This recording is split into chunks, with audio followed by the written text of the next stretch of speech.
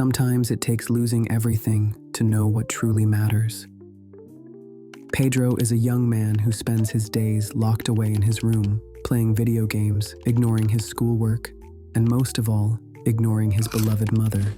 His mother, Annabella, stands at the doorway, watching him with a heavy heart. The room is messy, clothes scattered everywhere, books forgotten.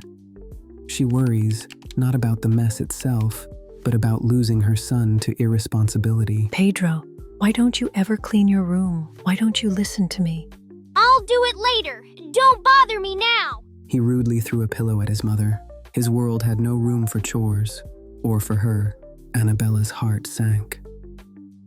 She had raised Pedro alone ever since his father's passing.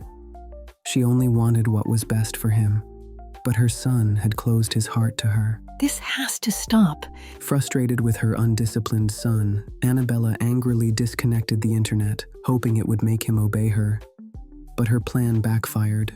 Furious, Pedro ran downstairs to his mother, saw the cable in her hand, and shouted, I hate you! Why don't you leave me alone and disappear? Then he ran out of the house. With a broken heart, Annabella stared at the path her son had taken. Exhausted, she sat on the couch and looked at the portrait of her late husband, wishing he were there with her. I don't know what to do, Arthur. She said to the portrait of him in a military uniform. I know how to help you, said the neighbor, who had overheard the argument and came through the door. I have an idea to make Pedro more responsible, she said, wearing a floral dress and carrying a basket of fruit, extending her hand to Annabella.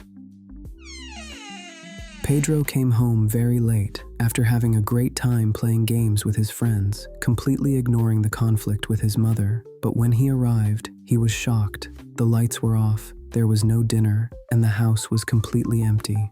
He searched every room for his mother, but she was nowhere to be found. Her clothes were gone, her portraits were gone, and most importantly, the warmth of her presence was gone. Mom, where are you? Panicked and afraid, he returned back to the living room area in tears, remembering how badly he had treated her. At only 12 years old, Pedro cried uncontrollably as memories flooded his mind. When his father died, it was his mother who carried everything. Why so sad, Pedro? My mother abandoned me. Did she abandon you, or did you wish her out of your life? Pedro didn't know what to say. He thanked her for the fruit, but her next words caught him off guard. The house is dirty. You should clean it. Maybe then she'll come back. Filled with hope, Pedro began doing what he had never done before. He folded his clothes, stacked his books neatly, and made his bed for the first time in weeks. And at last, Pedro sat down to finish his homework. For the first time, he felt proud, not just of his work, but of the change inside himself. Please, let my mother come back. With all his heart, he made his wish, sending it into the night sky. Morning crept in with a sound he'd been missing. Good morning, son. I'm sorry, Mom.